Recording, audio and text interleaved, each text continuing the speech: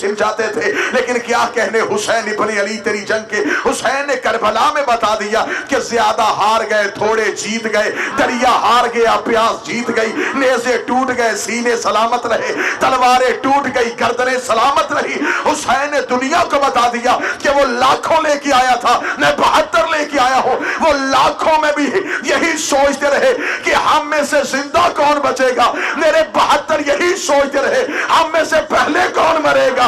वहां लाखों रहे, यहां 72 रहे। लेकिन तरीका मौरख लिखने में मजबूर हो गया। जब करबला का आगाज हुआ, इधर से अब्बास आया, उधर से 5000 भाग गया। इधर से अकबर आया, उधर से 8000 भागा। इधर से कासम आया, उधर से 2000 भागा। हुसैन ने कहा मैं दुनिया को बता रहा हूं, वहां लाखों में हजारों भागते रहे, यहां 72 में एक भी नहीं भागा।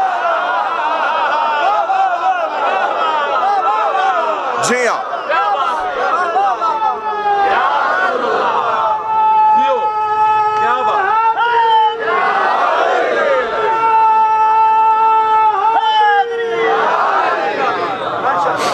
हुसैन बता गए कि तेरे जिंदों की फहरिस्त भी नहीं, मेरे मरने वालों की फहरिस्त। नौजवान मेरा साथ देना, ये करबला की पहली जंग थी जो चिराग बुझा के की गई थी। इससे पहले लोगों को आजमाया जाता था तलवारें देके, नेज़े देके। हुसैन ने चिराग बुझा दिया, जो जाना चाहे।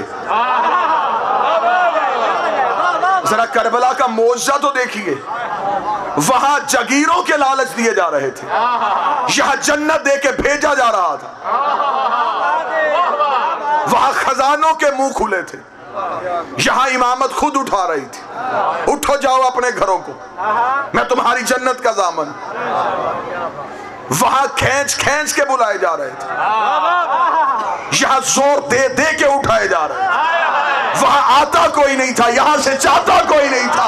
क्या कहने हुसैन इब्न अली तेरी जंग के। जब चिराग को रोशन किया गया तो हुसैन ने देखा कि सूरज की चिराग के सामने 72 सूरज तलू हो गए। उन्होंने देख के कहा हुसैन इब्न अली आपने क्या कहा, हम आपको जंगल में छोड़ के चले जाए। हुसैन ने कहा मुझे तुम्हारी जरूरत नहीं, मुझे तुम्हारी जरूरत नहीं, मुझे तुम्हारी जरूरत नहीं। 72 ने कहा किसने कहा है कि तुझे हमारी जरूरत है। तुझे हमारी जरूरत नहीं, हमें तुम्हारी जरूरत। हुसैन इब्न अली आपको हमारी जरूरत नहीं। उच्चा बोल के पंजा खोल के जो भी नारा लगाएगा मन की मुराद पाएगा। या अली मुश्किल कुशा हाजत रवा, कुल्ला ईमान कुल्ला कुरान नारे। हुसैन इब्न अली आपको हमारी जरूरत नहीं, हमें आपकी जरूरत।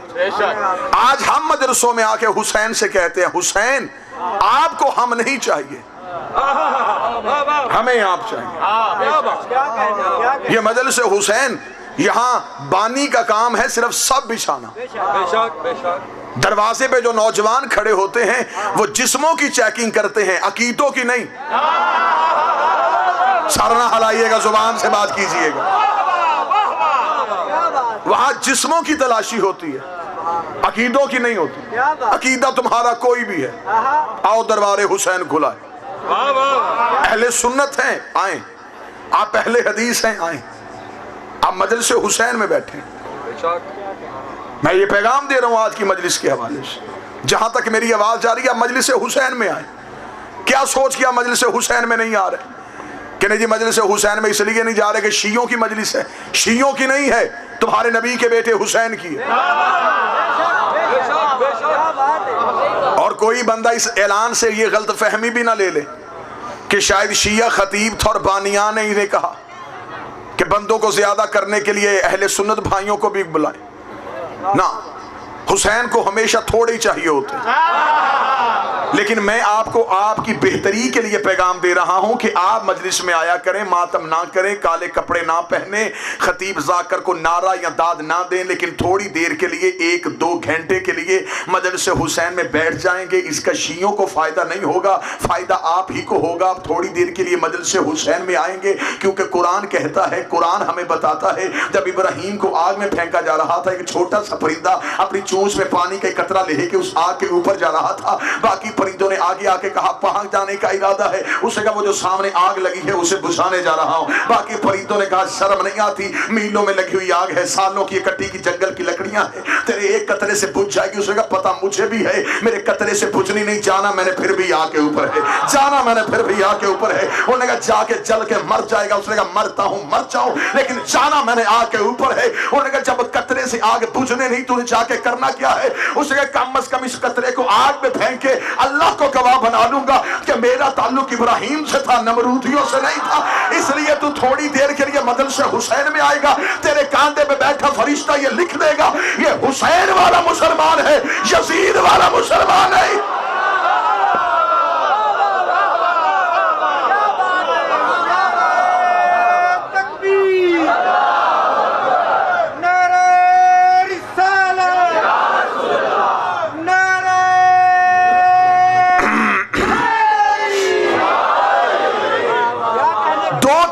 मुसलमान आए हैं करबला में। जी आप जी हैं सरकार, आप जिंदा सलामत।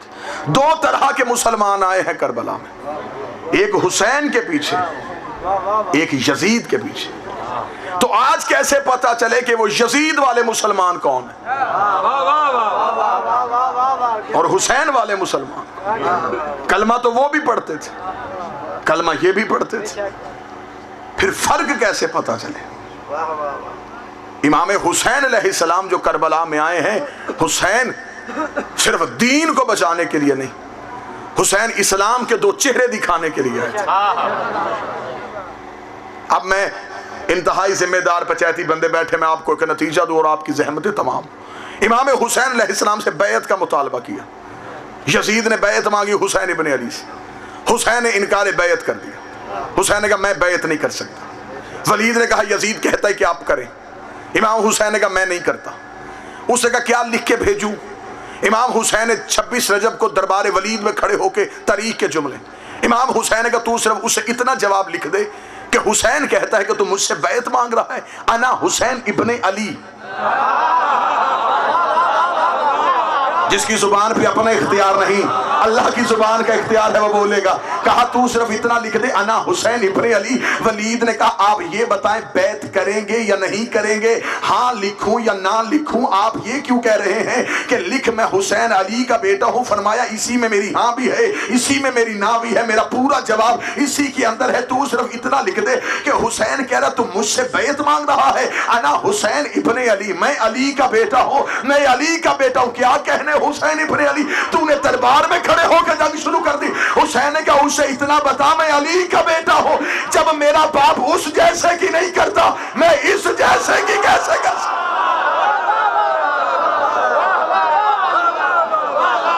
मैं अली का बेटा।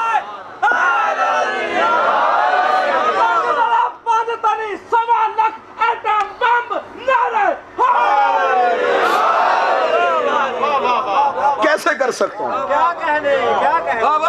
इमाम हुसैन से बैत मांगी और हुसैन मदीना से मक्का आ गया।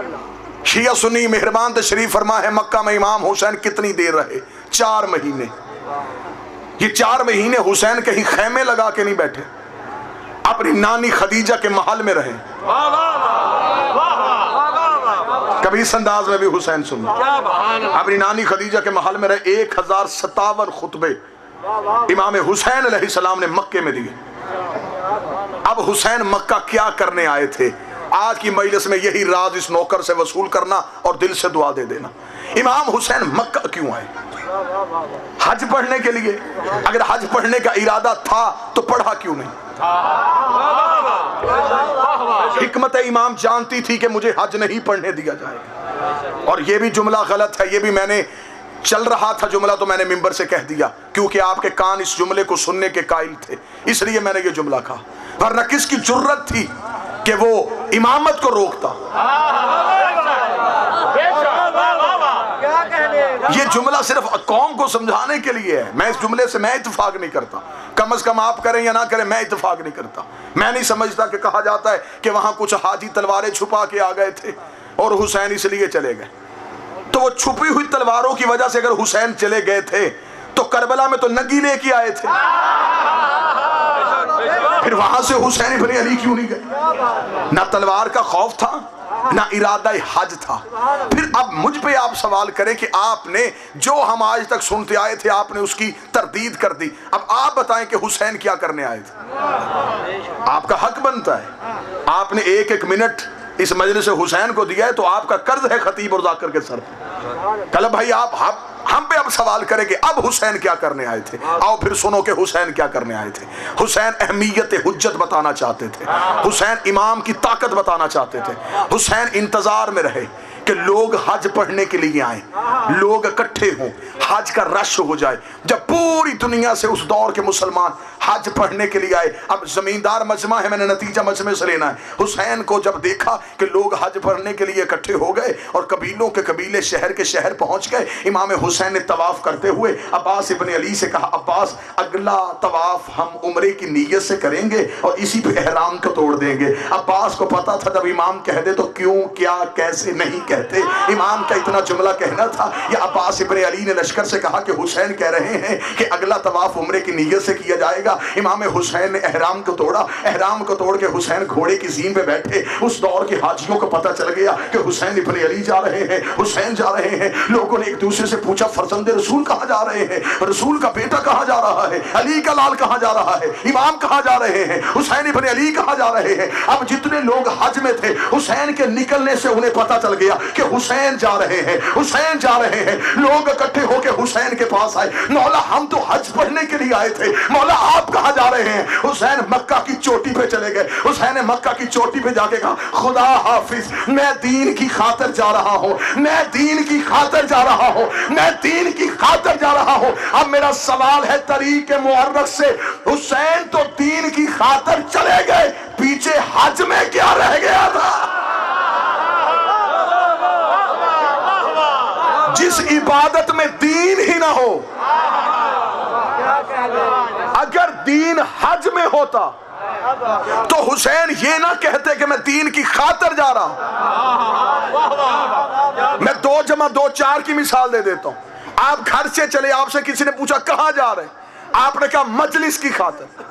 इसका मतलब मजलिस यहां थी, वहां नहीं थी।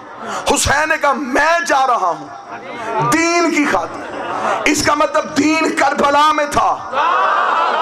हुसैन ने कहा मैं दीन की खातिर जा रहा हूं। हुसैन अहमियत हुज्जत बताना चाहते थे। हुसैन ने कहा तुमने हमसे तख्त छीना, हम खामोश रहे, तुमने हमसे जकीरें छीनी, हम खामोश रहे, तुमने हमसे कब्र मोहम्मद छीनी, हम खामोश रहे, लेकिन तुम क्या समझते हो तुम हुकूमत के नशे में इमामत की ताकत को खत्म कर दोगे? लो मैं तुम्हें ताकत इमाम दिखा रहा हूं, पढ़ो तुम हज। हुसैन जा रहा है, हुसैन इबादत से निकल गए। हुसैन ने इबादत से निकल के क़यामत तक तारीख को लिखने में मजबूर कर दिया कि जिस इबादत से हुसैन निकल जाए सिवाय यजीदियत के रहता ही कुछ नहीं है।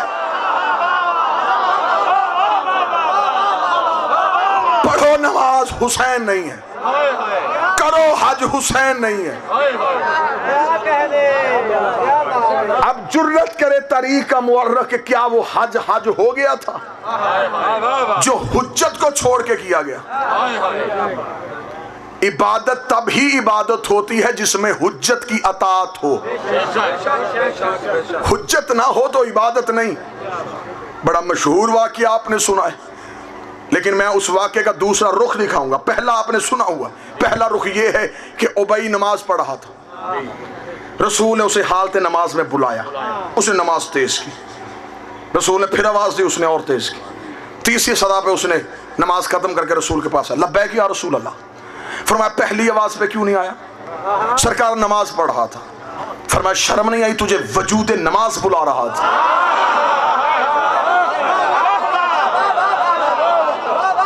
तुझे असले नमाज बुला रहा था, क्यों नहीं आया तू?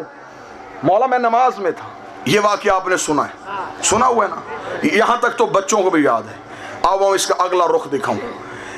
जब रसूल ने कहा कि उबई जब नबी आवाज दे फिर नमाज तोड़ देते हैं, फिर नबी के पास जाते हैं। उबई ने कहा या रसूल अल्लाह गलती हो गई, आज पता चला। उसी शाम को उबई ने सहाबा की महफिल में बैठ के कहा मुझे आज पता चला है, आज शरीयत के इस मसले का पता चला है कि नबी बुलाए तो नमाज तोड़ो, नबी के लिए जाओ। अल्लाह की नमाज तोड़ दी जाती है नबी के बुलाने पे, इबादत अल्लाह की होती है तोड़ दी जाती है नबी के बुलाने पे। सुनिएगा, जब उबई ने ये जुमला कहा तो साथ कलब भाई बैठा था 500 साल का एक जवान जिसका नाम था सलमान, जिसके सीने पे था तमगा ईमान। सलमान ने देखा कि क्या कहा तूने कि नबी बुलाए तो नमाज तोड़ दी जाती है? हाँ हाँ मुझे कल आज पता चला है। सलमान ने कहा तुझे अब भी पता नहीं चला? मार्फत तुझे अब भी नहीं? उसने कहा हद हो गई है, इतना पता चल गया कि नबी बुलाए तो नमाज तोड़ दी जाती है और तू कह रहा है अभी भी पता नहीं चला। सलमान ने कहा कल मेरे पहलू में खड़े होकर नमाज पढ़ना, मैं तुझे बताऊंगा कि हकीकत नमाज किसे कहते हैं, मैं तुझे बताऊंगा कि आदाब सलात किसे कहते हैं। अगले दिन उबई ने सलमान के पहलू में खड़े होकर नमाज शुरू की। जनाब सलमान ने तकबीरतुल एहराम कहा, तकबीरतुल एहराम कह के जनाब सलमान ने नमाज को शुरू किया। सलमान ने कहा बिस्मिल्लाहिर्रहमानिर्रहीम अल्हम्दुलिल्लाहि रब्बिल आलमीन अर्रहमानिर्रहीम मालिक यौमिद्दीन इय्याका नअबुदु पे सलमान आए थे। या नबी की आवाज़ आई सलमान। सलमान ने वहीं से मुसल्ला छोड़ा, नबी के पास गए, लब्बैक या रसूलल्लाह। सलमान मुझे पानी का प्याला पिला। सलमान ने मशकीज़े से पानी भरा, नबी के कदमों पे गए, नबी ने प्याला नोश किया। सलमान ने प्याला लिया, वहीं पे रखा। या रसूलल्लाह इजाजत? हाँ सलमान इजाजत। सलमान मुड़ के मुसल्ले पे आया, मुसल्ले पे खड़ा, इय्याका नस्तईन इहदिनस सिरातल मुस्तकीम सिरातल लज़ीना अनअमता अलैहिम। सलमान ने नमाज को खत्म किया और भाई ने नमाज को खत्म किया। खत्म करके रसूल के कदमों पे जाकर कहा या रसूलल्लाह बूढ़ा हो गया है बतूल की दहलीज पे झाड़ू देते हुए, इसे इतना भी नहीं पता जब नमाज तोड़ी जाए तो नमाज शुरू से पढ़नी होती है, नमाज सिरे से पढ़नी होती है। इसने नमाज तोड़ी थी, इसने सिरे से क्यों नहीं शुरू की? फरमाया सलमान जब तूने नमाज तोड़ी थी तूने नमाज शुरू से क्यों नहीं पढ़ी? सलमान कदमों गिर गया, मौला पहले बता मैंने तोड़ी कब थी, मेरी नमाज टूटी कब थी?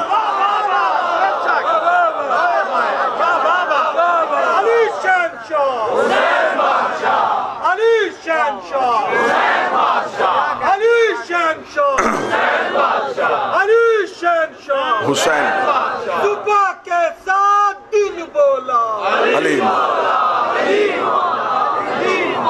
किश्ती आले रसूल दी छड़ के दे, किश्ती आले रसूल दी छड़ के ते कल्ला प्यार भी करे तो की फायदा? जे तेनू पहचान नहीं खालक दी अल्लाह हूँ भी करे तो की फायदा? वाकफ नहीं है शान रसूल दा तू, ना तो दुनिया में पढ़े तो की फायदा? और जब दिल में चौपली दी नहीं नबी कोल भी बने।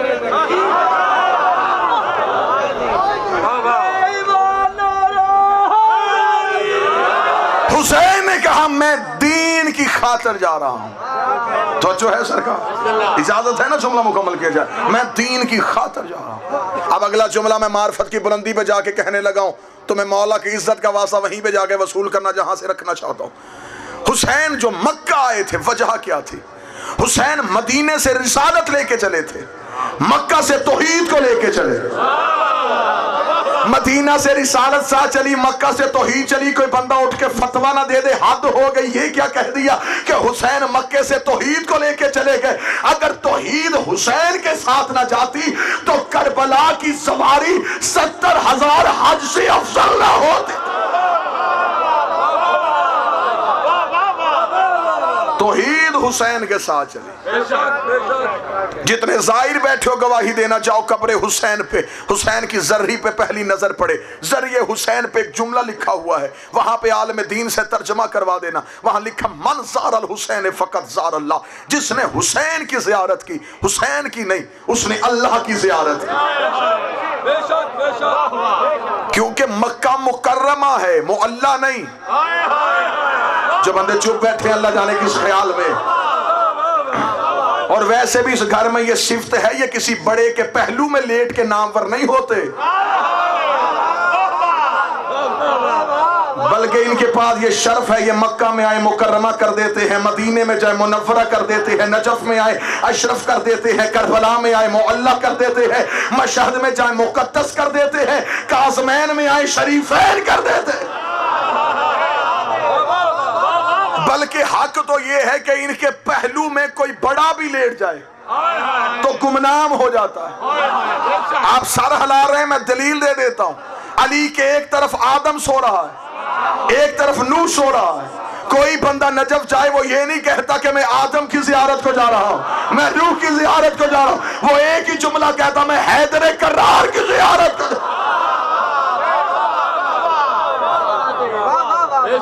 हुसैन चले गए मक्का से तौहीद को साथ लेके। अब जिसने अल्लाह ढूंढना हो उसे तवाफ में नहीं मिलेगा, उसे तौहीद मिलेगी तो हुसैन के सजदे में मिलेगी। सजदा हुसैन में तौहीद। ये जितने अगर मेरे अहले सुन्नत भाई बैठे हैं तो ये वह जिक्र हुसैन है जिसके अंदर हर चीज का जिक्र है। मजलिस हुसैन के नाम पे होती है, बात तौहीद की हो रही होती है, जिक्र रिसालत का हो रहा है, तज़किरा जनाब आदम का भी होता है, बात जनाब यूसुफ की भी होती है। ये वाहद हुसैन है जिसने हर जिक्र को अपने अंदर समोया हो।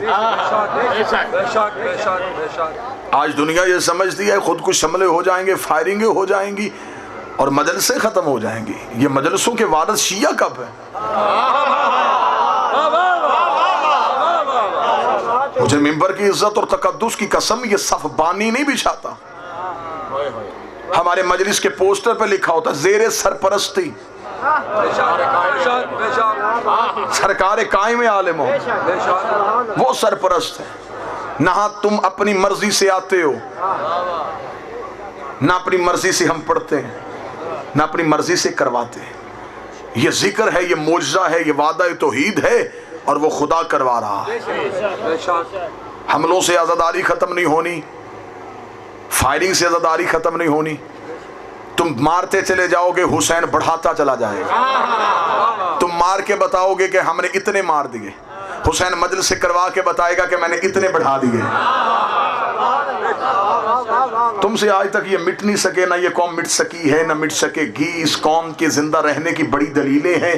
बंदे आज हमसे पूछते हैं कि किसी जगह पे एक दफा किसी भी तकरीब में हमला हो जाए तो अगले साल उस तकरीब में कोई बंदा नहीं जाता। लोग डर जाते हैं कि पिछले साल यहाँ पे ये जलजला आ गया था, यहाँ पे तूफान आ गया था, यहाँ पे फायरिंग हो गई थी, अगले साल माएँ बच्चों को बिठा देती हैं, वहाँ नहीं जाना, वहाँ हर साल कोई ना कोई मसला होता है। ये है मौजा हुसैन इब्न अली का। जिस मजलिस में फायरिंग होती है शाम को उसी मजलिस में रश ज्यादा हो जाता है। जिस जुलूस को रोका जाता है उसी जुलूस की रौनक बढ़ जाती है। जिस घर से एक अलम उतारा जाता है कई छतों पे अलम नस्ब हो जाता है। जहाँ एक मजलिस खत्म करवाई जाती है कई मजलिसें शुरू हो जाती है।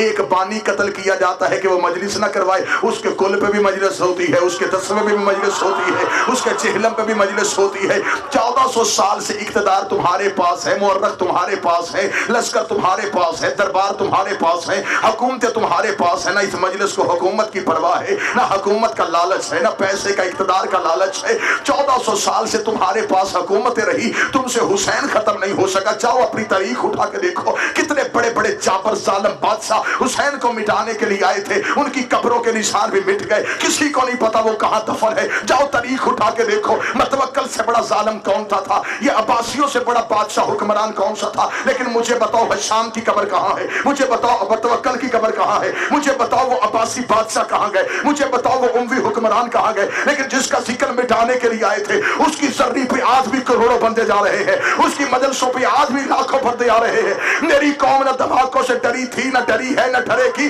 मेरी कौम के जिंदा रहने की एक दलील थी, है और रहेगी। तुम्हारे इमाम थे, हमारा इमाम है।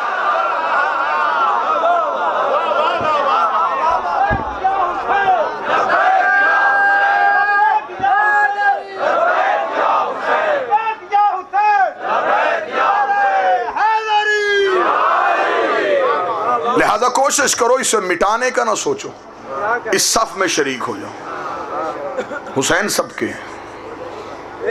हुसैन किसी एक फिरके की मलकियत नहीं, आजादादारी नहीं किसी पे। हुसैन हुसैन आज भी हुर बनाने आता है। जहां मजलिस हुसैन होती है वो मजलिस नहीं होती, वहां हुसैन खुद आते हैं। हुसैन चेहरों में तलाश करते हैं कोई है जो हुर बनना चाहे। हजारों में से हुसैन कई रख लेता है। हुसैन हमें लेने के लिए आता है। ये मजलिस हुसैन जिंदा मौजज़ा है। यहाँ पे तख्त लगता है मेरे वक्त के बादशाह का, खुद तशरीफ फरमा होता है मेरा कायम आले मोहम्मद। तुम्हारी आंख रोती है, वो तुम्हारे दिल की आवाज़ सुनता है, क्योंकि जब इंसानी फितरत है, जब इंसान रोए दिल वो मांगता है जिसकी सबसे ज़्यादा तलब करता है। तुम्हारी आंखें हुसैन रो रही होती हैं, तुम्हारे दिल की सदा को वक्त का इमाम सुन रहा होता है। यहीं पे रजिस्टर तौहीद पे मेरा वक्त का बादशाह लिखवा के जाता है, जो बेटा लेने आया था ये लेके जाएगा, जो रिस्क लेने आया था ये लेके जाएगा। इसलिए कि ये वो घर है जिन्होंने तौहीद का कर्जा भी नहीं रखा। ये तेरा घर से चल के यहाँ पे आके बैठना, इस कर्जे को वापस करते हैं तेरी दुआओं की सूरत में। मैं मेज़बान हूँ इस मजलिस में, मेरा घर है, मेरी हैसियत बानी की है। मजलिस हुसैन के बाद कोई बानी मजलिस ये ना सोचा करे कि आज हमारी मजलिस थी फलां ज़ाकिर, फलां अलामा, फलां खतीब आया।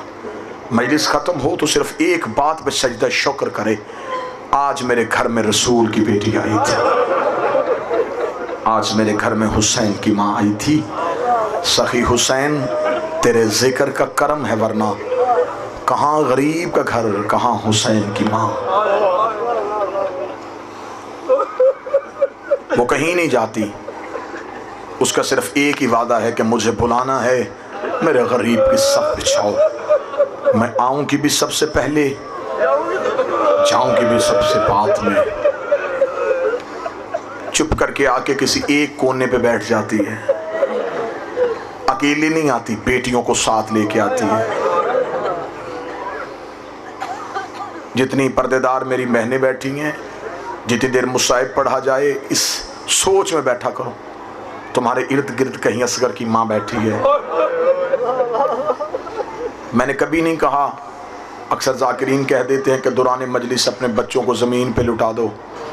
मेरा अपनी ज़ाती सोच है, जिसने मन्नत से मांगा हो उससे ज़मीन पे लिटाया नहीं जाता।